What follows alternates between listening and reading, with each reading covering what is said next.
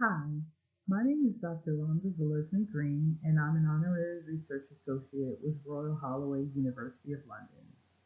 In this talk, I'm going to give an overview of the state of digital learning for girls, focusing on my own PhD research. Nearly 5 years ago, I departed Nairobi, Kenya, with mountains of data gathered from doctoral research with an incredible group of 20 secondary schoolgirls. Beryl, Halima, Susan, Marie, Faith, Linda, Mercy, Chico, Zaytuni, Esther, Nancy, Leonta, Gloria, Gertrude, Anne, Lupita, Evelyn, Elaine, Wangari, Ada, Damaris, Aisha, and Gertrude. I state their names even though they're pseudonyms because far too often the people that conduct research with girls in international development are not acknowledged.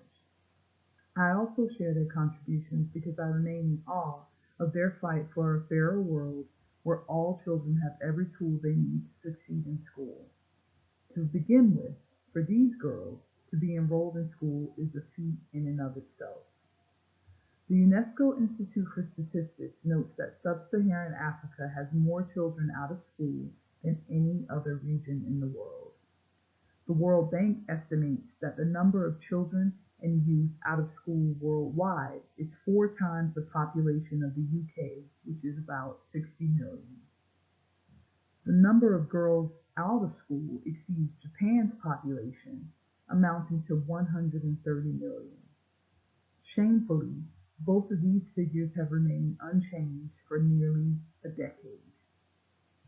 When girls do manage to enroll in school, they confront a number of challenges to stay there.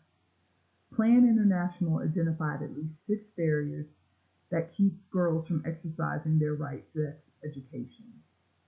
Long distances from schools, substantial amounts of domestic work, forced early marriages, unplanned pregnancies, the inability to afford school attendance costs, and perhaps, worst of all, violence at school and in their homes.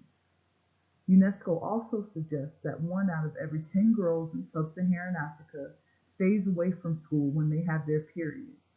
By some estimations, this is equivalent to missing nearly 20% of the entire school year. If girls manage to battle against all of these odds to stay in school in sub-Saharan Africa, still another hurdle is having the resources they need to support their learning. A separate UNESCO review highlights that in Africa, textbook access can have a substantial impact on children's learning and achievement. Being enrolled in school is simply not enough to experience the benefits of education.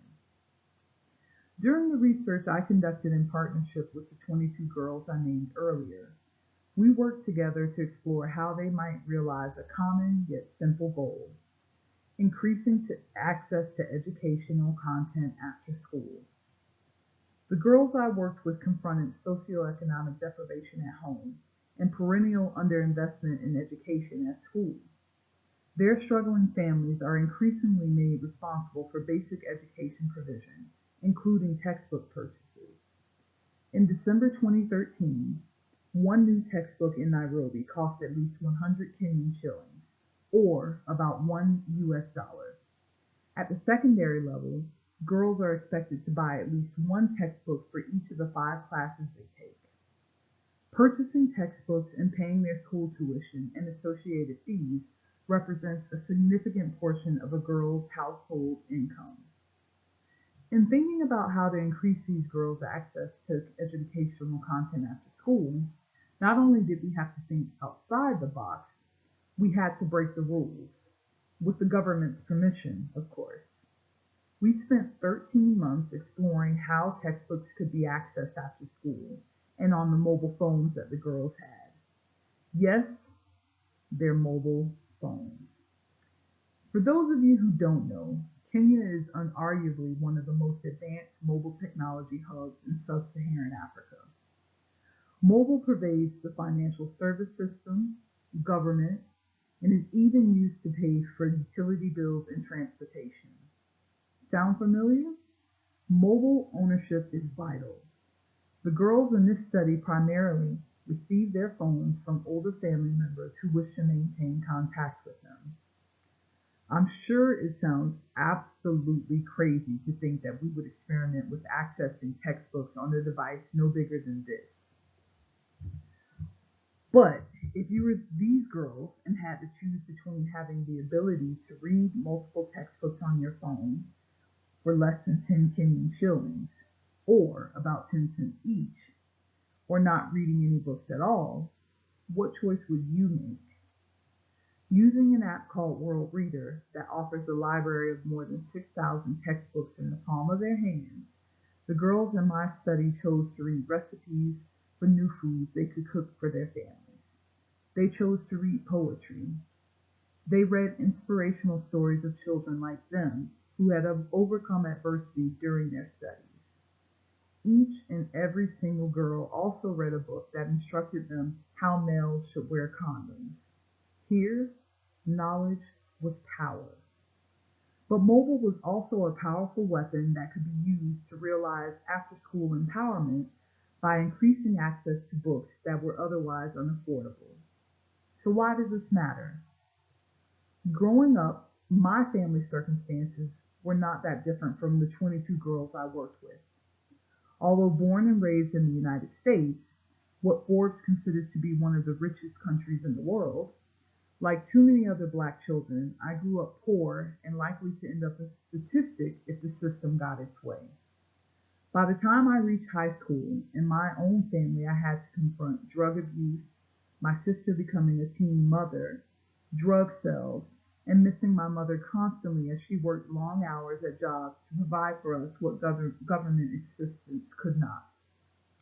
Many of the people I grew up with in my neighborhood were murdered, never finished high school, or were lured into a life of crime.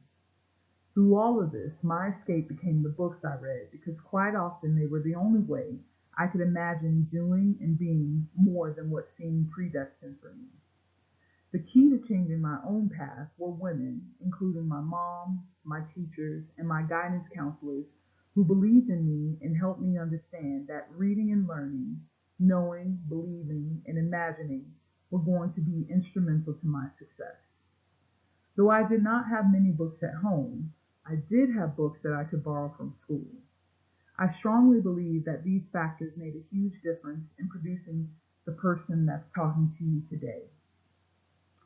Perhaps one of the most frequently repeated Nelson Mandela quotes is that education is the most powerful weapon you can use to change the world.